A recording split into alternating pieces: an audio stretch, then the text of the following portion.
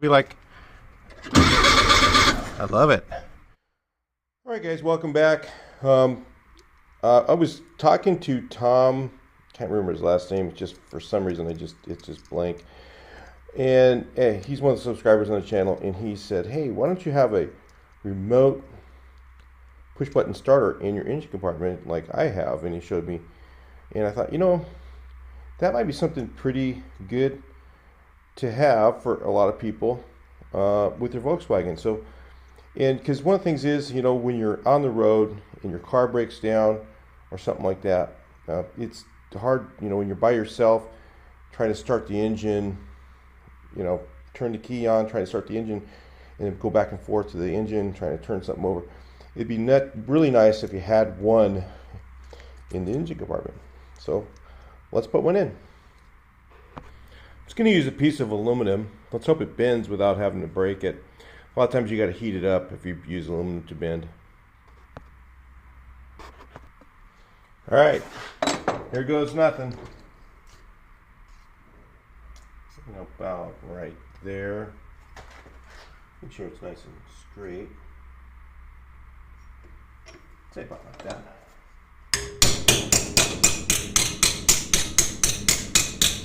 I'm cringing. I don't know if it was going to break. I guess not. Okay. I'll mount that somewhere. Like that. Take a stair step bit.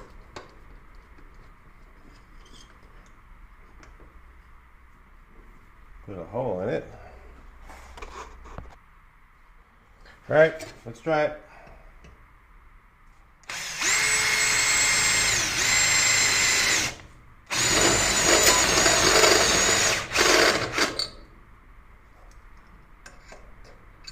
A little bigger. One more time.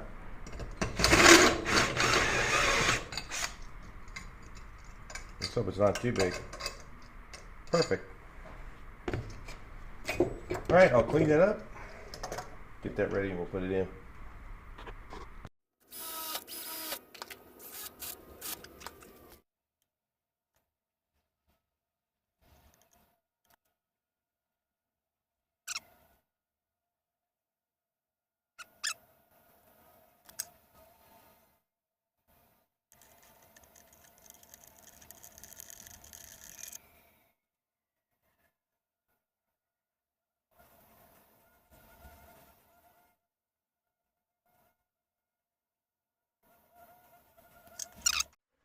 All right, so since this is going to be a direct hot wire with no fuse, I want, which is how your starter's wired anyways. People go, "Oh, why didn't you put a fuse?" And it's like, dude, they didn't have them from the factory, so why would I do that anyway? Do it at your own risk, of course. What I used is eyelets. Instead of using slip ends, I used eyelets because you don't want a slip end to fall off. Case, if this loosened up, it would fall off, and then you have a short somewhere on your, if it shorted out somewhere, that could be an engine fire or something. So again, do it at your own risk. But I'll put eyelets on there. Got this bracket drilled. Oh, got a little too far on one of them. But what I'll do is I'll take this back off real quick. Mount the bracket. I've got a place I want to put it, and then just run these to the one to the battery side of the starter and one to the solenoid, and join that with the existing solenoid starter so that you can start it from the back or from the front of the car. I'm not going to put ignition back there because I want to be able to have to think to go up and check to make sure it's in neutral. That's the issue with having the starter in the back of the car. Just make sure it's always in neutral before you start playing around with it. So if the key has to be on, I have to go up to the front of the car, turn the key on, go to the back, and then I can push a button to start it. So I can, how you, like when it's on choke circuit, sometimes it doesn't want to idle, so you have to warm it up for a while. You could do that from the back of the car by just pushing this button, starting the engine, and then working the throttle by hand back there. So that's the whole idea of this. Okay, on this I'm also going to hook up something called a hard start relay, and what it is basically, I'll explain to you why you need these on Volkswagens, especially on a 6-volt car. They make these in 6-volt and it really makes a difference. So because the battery is in the back and the ignition key is in the front, all the distance from the battery all the way up to ignition key all the way back to the starter, which is in the back, the engine's in the back, right? Most cars, the engine's in the front, battery's in the front, so you have a lot less problems because it's near you where you're turning your key. So you develop resistance, so the wire gets old, a little bit of resistance happens, so now your 12 volts might be 11, 10 at the starter, or 6 volts, which is really makes it hard. It becomes like 4 or something like that at the starter. So if you hook up one of these, what it does is it eliminates that. So if you see here this little picture right here, that's an electromagnet. Okay, so it shows that this side of the relay, where these black and white wires are, is an electromagnet. Okay, and on this side of the relay is the load side, or is the the load side, which is, you see the wires are a little thicker. That tells you, if you look at there, it says it looks like a switch, like it's off, and then normally off, and then when it's connected here, it's on. So all it does is it takes the load from, now it doesn't take much to turn on an electromagnet, right? So this side just has an electromagnet that makes a set of points go to this side. So as soon as these two wires are connected, in other words, the hot leads hot and the negative is negative, then this side, the points connect these two wires together. Okay, if you follow what I'm saying, it's very simple. That's how a relay works. This is how you wire it. We'll talk about this in a second. Okay, most of the time when you hook up an electromagnet, there is positive and negative don't really matter, right? Because if you just hook them up either way, if it's this way or if it's this way, I'm not sure if this has a diode in it. You can hear the points close, right? Can you hear that? Let me get you guys closer, you can hear it. So that's how you do it. You test it on. Okay, so that's all we're trying to do, is make the points close. All we need is one side to negative. One side goes to ground. This one's going to go to your wire that goes to your ignition key for your starter, back at the starter. And then we're going to have one of these two leads. It's going to go to the battery.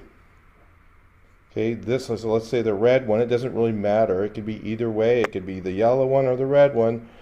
So the red one will go to the battery lead on the starter, and the yellow one is going to go to the solenoid.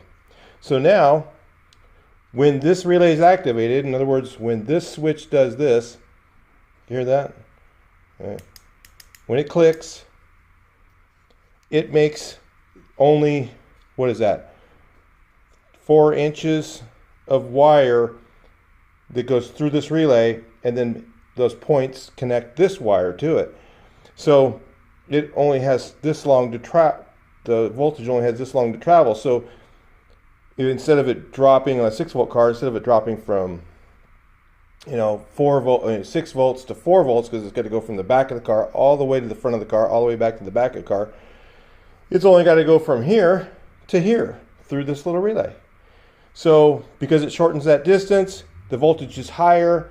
My 6-volt car starts every time because I have a relay just like this, mounted right near my starter. We'll put it in there and let you guys take a look at it. So this one is going to go to, oh, darn it, this little piggy goes to the ignition key wire. This little piggy goes to ground. Okay, little piggy, be nice. Got the wrong size connector on it, but as long as it works. Okay, this one needs a big ring on it. and this one needs a connector. Okay, here we go. Got a connector for this one. I've got to find a big ring for the other one. It's going to take a little searching to do. So, doesn't matter, this one, the yellow wire or the red one. On this case, remember, on the load side of the relay, the one with the little diagram here, you see the two wires. These are load, these are line. And if you see that little thing there, and you see that, that looks like an electromagnet, the one on the left, right? The one on the right looks like it's kind of disconnected. And what it's saying is when that one on the left hits the electromagnet, it connects this side. And some of them will have a little bit different diagram, but they're all pretty much the same. All right, tell the little piggy to be good. You just got to put it on here. It's the wrong size too. So you put this one on there. Guess where that one goes? Anyone got an idea? Goes to the battery. Looks like it's connected pretty well. Okay, so this one goes to the battery. Now this one's going to go to the starter, to the solenoid side of the starter. This one's going to be on the battery side of the starter. Okay, makes sense? So that what happens, I'm trying to make this as in layman terms. I'm repeating myself, but I don't know. I've had people on the other videos I made that were like, draw a wiring diagram. It's like, no. Here, these two, positive and negative, could be either way. Usually there's no, it's just an electromagnet. These two energize. So now what do I have here? Okay, now this one's a ground.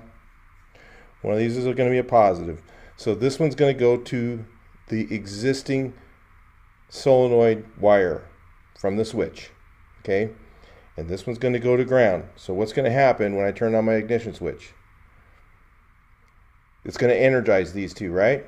It's going to energize the electromagnet. When you energize the electromagnet, it connects these two together. That's all this relay does, and it shortens the distance. So now all it has to do is go from this lead through the relay to there, shortens the distance, keeps the voltage up. So if you have resistance in your wire, you have a bad connection somewhere, or your wires are old or whatever, it works. This works great. I've done this on 6-volt cars every time. I'll put a link in the description for Amazon for these relays as well. So this is going to be 2 videos, guys. This is going to be one video just telling this to people, and then the other part we're going to continue on to putting the starter button in. Talk to you a little bit later. So there's where our button looks like here. I've got it sitting here. It's not connected to anything yet. Need to disconnect the battery, which I've just got turned on. Always got to make sure you do that. You'll be in for some lightning. There's a guy who says lightning tubes. Who's that? Right on the bus, it's really tight in here, guys, so hang in there. Let's see if I can get you up close enough to see. So I got the relay. It's got the horseshoe thing in the way. This thing. So it's a little tougher. So I've got if you can see, that's the wire for the switch. I wired it directly past the relay in case the relay fails. Okay, if the relay for some reason fails, then my wire in the back, because it's such a short distance anyway, it only goes from the starter to that switch, then back to the starter. And it's not going to focus very well here, but it has a short distance to run, so I went ahead and ran it outside of the relay in case the relay fails. Usually they don't. It's a 20 amp relay, but you saw the size of the wires are pretty small, but it's only got a short distance to go, so it doesn't really matter much. I just need to tie this all up in here, and then what I did is I lengthened the ground so I can mount it somewhere where I can get you back here. So you can see I can mount it like right up here or something where it's easy for me to drill in a good solid piece. That's really, it's not very thick steel, the frame is. So I could use the self tapper right there and put my ground in, then I'll tie it all up out of the way so it won't hit the exhaust, and we'll give it a test run. All right, cool, man. So I got it neutral. I always want to check that. If you're going to do this, do it at your own risk. Again, just don't be stupid. It's got to be in neutral, and you got to make sure you got your key on if you're going to start the engine. But it just push the button over here, and then you can, with this hand, and then when my other hand's free, I can work the throttle over here. Just have my key on and warm the engine up from back here.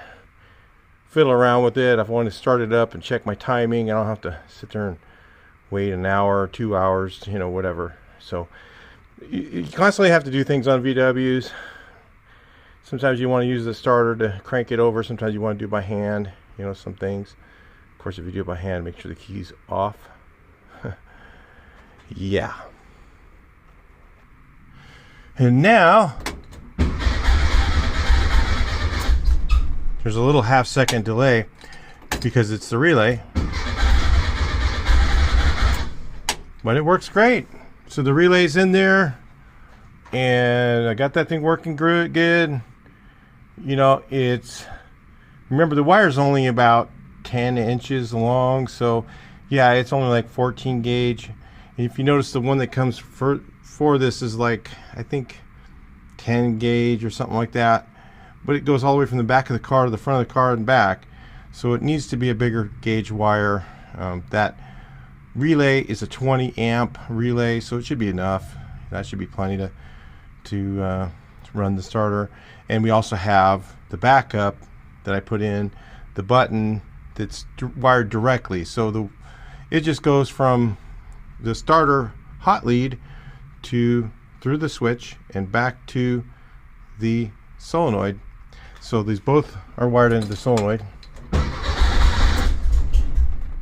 It'll start up if I give it a little gas. But anyway, we got our button in. So anyway, that's all we need. That'll be cool, man. It'll be like, I love it. I saw that when he did that. I went, I'm gonna have to do that. So that was, thank you, Tom. Special thanks to Tom. His name just slipped my mind. I know it so well too. One of the subscribers, and he's just a great guy to hang out with. I go to shows. I see him almost all the time at every show, and you know, he's just a hippie at heart. So I'll talk to you in the next one, guys. Please like, share, and subscribe.